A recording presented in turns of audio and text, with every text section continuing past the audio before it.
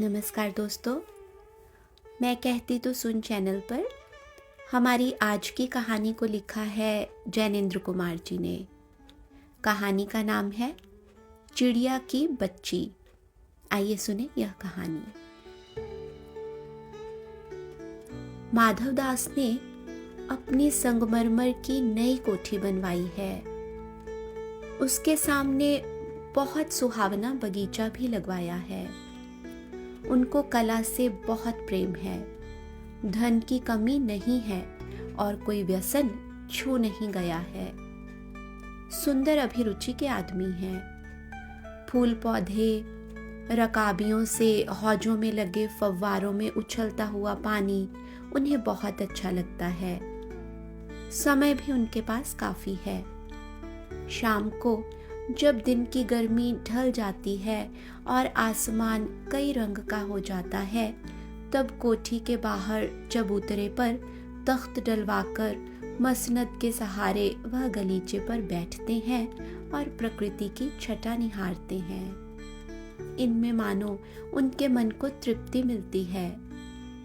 मित्र हुए तो उनसे विनोद चर्चा करते हैं, नहीं तो पास रखे हुए फर्शी हुक्के की सटक को मुंह में दिए ख्याल ही ख्याल में संध्या को स्वप्न की भांति गुजार देते हैं। आज कुछ कुछ बादल थे। घटा गहरी नहीं थी। धूप का प्रकाश उनमें से छन छन कर आ रहा था। माधवदास मसनद के सहारे बैठे थे। उन्हें जिंदगी में क्या स्वाद नहीं मिला है, पर जी भरकर भी कुछ खाली सा रहता है। उस दिन संध्या समय उनके देखते देखते सामने की गुलाब की डाली पर एक चिड़िया आन बैठी। चिड़िया बहुत सुंदर थी। उसकी गर्दन लाल थी और गुलाबी होते होते किनारों पर जरा जरा नीली पड़ गई थी। पंख ऊपर से चमकदार स्याह थे। उसका नन्हा सा सिर तो बहुत प्यारा लगता था और शरीर पर चित्र विचित्र चित्रकारी थी। चिड़िया को मानो माधवदास की सत्ता का कुछ पता नहीं था और मानो तनिक देर का आराम भी उसे नहीं चाहिए था। कभी पर हिलाती थी, कभी फुदकती थी। वह खूब खुश मालूम होती थी। अपनी नन्ही सी चोंच से प्यारी प्यारी आवाज निकाल रही थी। माधवदास को वह चिड़िया बड़ी मनमानी लगी। उसकी स्वच्छंदता बड़ी प्यारी जान पड़ती थी। कुछ देर तक वह उस चिड़िया का इस डाल से उस डाल थिरकना देखते रहे। इस समय वह अपना बहुत कुछ भूल गए। उन्होंने उस चिड़िया से कहा, आओ, तुम बड़ी अच्छी आई। यह बगीचा तुम लोगों के बिना सूना लगता है। सुनो चिड़िया, तुम खुशी से यह समझो कि यह बगीचा मैंने तुम्हारे लिए ही बनवाया है। तुम बेखटके यहाँ आया करो। चिड़िया पहले तो असावधान रही, फिर जानकर कि बात उससे की जा रही है, वह एकाएक तो घबराई। फिर संकोच को जीतकर बोली, मुझे मालूम नहीं था कि यह बगीचा आपका है। मैं अभी चली जाती हूँ। पल भर सांस लेने में यहाँ टिक गई थी। माधवदास ने कहा, हाँ, बगीचा तो मेरा है। यह संगमरमर की कोठी भी मेरी है। लेकिन इस सब को तुम अपना भी समझ सकती हो। सब कुछ तुम्हारा है। तुम कैसी भोली हो, कैसी प्यारी हो। जाओ नहीं, बैठो। मेरा मन तुमसे बहुत खुश होता है। चिड़िया बहुत कुछ सकुचा गई। उसे बोध हुआ कि यह उससे गलती तो नहीं हुई कि वह यहाँ बैठ गई है। उसका थिरकना रुक गया। भयभीत से वह बोली, मैं थक कर यहाँ बैठ गई थी। मैं अभी चली जाऊंगी। बगीचा आपका है, मुझे माफ करें। माधवदास ने कहा, मेरी भोली चिड़िया, तुम्हें देखकर मेरा चित्त प्रफुल्लित हुआ है। मेरा महल भी सूना है, वहां कोई भी चहचहाता नहीं है। तुम्हें देखकर मेरी रागनियों का जी बहलेगा। तुम कैसी प्यारी हो, यहाँ ही तुम क्यों न रहो? चिड़िया बोली, मैं माँ के पास जा रही हूँ। सूरज की धूप खाने और हवा से खेलने और फूलों से बात करने मैं ज़रा घर से उड़ाई थी। अब सांझ हो गई है और मैं माँ के पास जा रही हूँ। अब भी मैं चली जा रही हूँ, आप सोच ना करें। माधवदास ने कहा, प्यारी चिड़िया, पगली मत बनो। देखो तुम्हारे चारों तरफ कैसी बहार है। देखो वह पानी खेल रहा है, उधर गुलाब हंस रहा है। भीतर महल में चलो, जाने क्या क्या न पाओगी। मेरा दिल वीरान है, वहां कब हंसी सुनने को मिलती है। मेरे पास बहुत सा सोना मोती है। सोने का एक बहुत सुंदर घर मैं तुम्हें बना दूंगा। मोतियों की झालर उसमें लटकेगी। तुम मुझे खुश रखना। और तुम्हें क्या चाहिए? माँ के पास बताओ क्या है। तुम यहीं सुख से रहो, मेरी भोली गुड़िया। चिड़िया इन बातों से बहुत डर गई। वह बोली, मैं भटक कर तनिक आराम के लिए इस डाली पर रुक गई थी। अब भूलकर भी ऐसी गलती न होगी। मैं अब भी यहाँ से उड़ी जा रही हूँ। तुम्हारी बातें मेरी समझ में नहीं आती हैं। मेरी माँ के घोंसले के बाहर बहुत तेरी सुनहरी धूप बिखरी रहती है। मुझे और क्या करना है?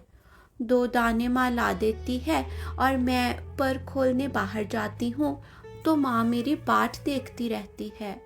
मुझे तुम और कुछ मत समझो, मैं अपनी माँ की हूँ। माधवदास ने कहा, भोली चिड़िया, तुम कहाँ रहती हो? तुम मुझे नहीं जानती हो? चिड़िया, मैं माँ को जानती हूँ, भाई को जानती हूँ, सूरज को और उसकी धूप को जानती हूँ, घास, पानी और फूलों को जानती हूँ।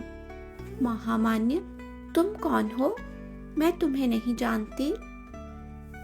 माधवदास, तुम भोली हो चिड़िया, तुमने मुझे नहीं जाना, तब तुमने कुछ नहीं जाना। मैं ही तो हूँ, सेठ माधवदास। मेरे पास क्या नहीं है, जो मांगो मैं वही दे सकता हूँ।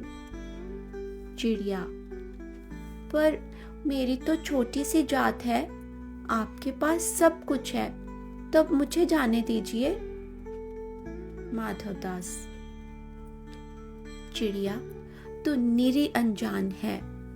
मुझे खुश करेगी तो तुझे माला माल कर सकता हूँ। चिड़िया, तुम सेठ हो? मैं नहीं जानती सेठ क्या होता है, पर सेठ कोई बड़ी बात नहीं होती होगी। मैं नासमझ ठहरी। माँ मुझे बहुत प्यार करती है, वह मेरी राह देखती होगी। मैं माला माल होकर क्या होंगी, मैं नहीं जानती। माला माल किसे कहते हैं?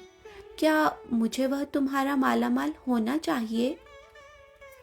सेठ, अरे चिड़िया, तुझे बुद्धि नहीं है? तू सोना नहीं जानती? सोना, उसी की जगत को तृष्णा है। वह सोना मेरे पास ढेर का ढेर है। तेरा घर समूचा सोने का होगा। ऐसा पिंजरा बनवाऊंगा कि कहीं दुनिया में ना होगा। ऐसा कि तू देखती रह जाए। तू उसके भीतर थिरक फुदक कर मुझे खुश करियो, तेरा भाग्य खुल जाएगा। तेरी पानी पीने की कटोरी भी सोने की होगी। चिड़िया, यह सोना क्या चीज होती है? सेठ, तू क्या जानेगी? तू चिड़िया जो है।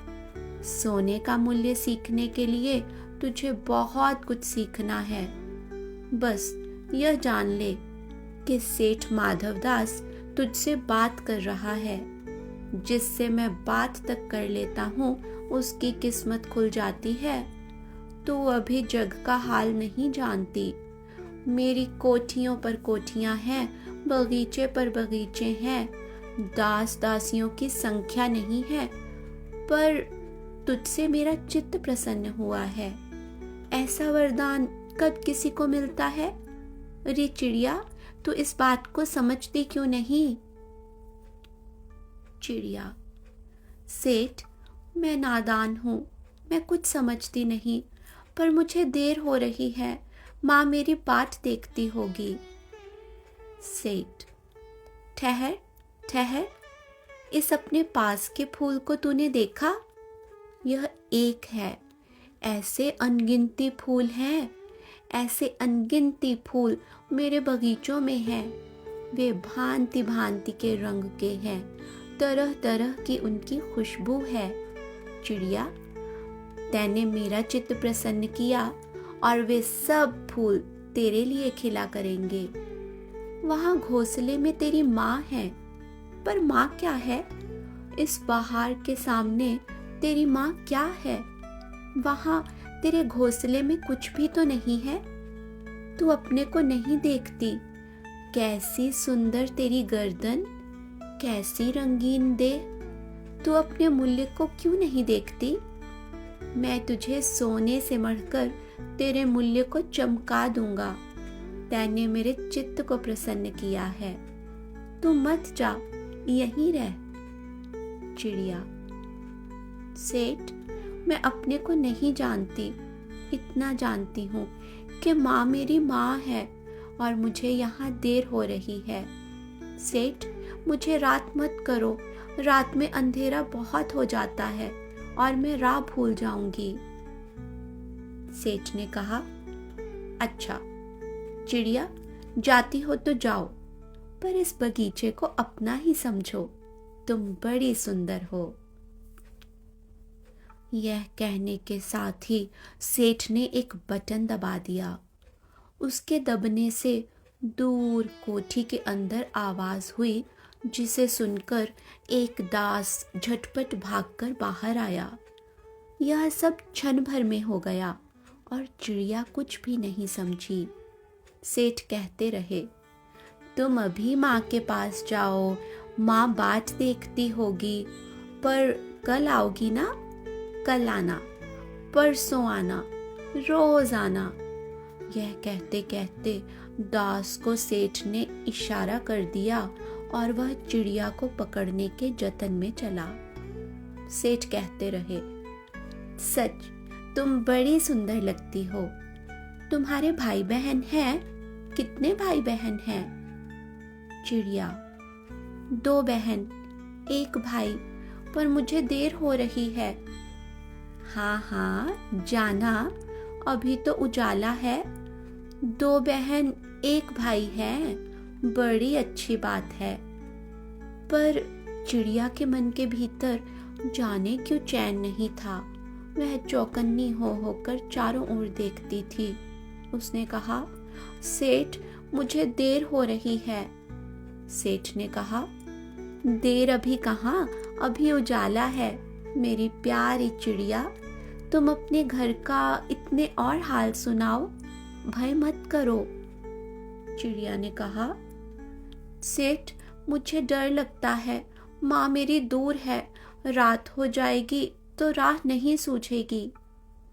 इतने में चिड़िया को बोध हुआ कि जैसे एक कठोर स्पर्श उसकी देह को छू गया। वह चीख देकर चिचियाई और एकदम उड़ी। नौकर के फैले हुए पंजे में वह आकर भी नहीं आ सकी। तब वह उड़ती हुई एक सांस में माँ के पास गई और माँ की गोद में गिरकर सुबकने लगी। ओ माँ, ओ माँ। चिड़िया की बच्ची माँ ने बच्ची को छाती से चिपटाकर पूछा, क्या है मेरी बच्ची, क्या है? पर बच्ची कांप कांप कर माँ की छाती से और चिपक गई। बोली कुछ नहीं, बस सुबकती रही। ओ माँ, ओ माँ। बड़ी देर में उसे ढांढस बंधा। और तब वह पलक मीच उस छाती में ही चिपक कर सोई, जैसे अब पलक न खोलेगी। धन्यवाद दोस्तों। उम्मीद है यह प्यारी सी कहानी आप सबको पसंद आई होगी। इसी तरह की और भी ढेर सारी कहानियाँ सुनने के लिए हमारे साथ जुड़े रहें, हमारे चैनल को सब्सक्राइब करके। अगली कहानी के साथ शीघ्र ही फिर मुलाकात करेंगे। तब तक के लिए नमस्कार।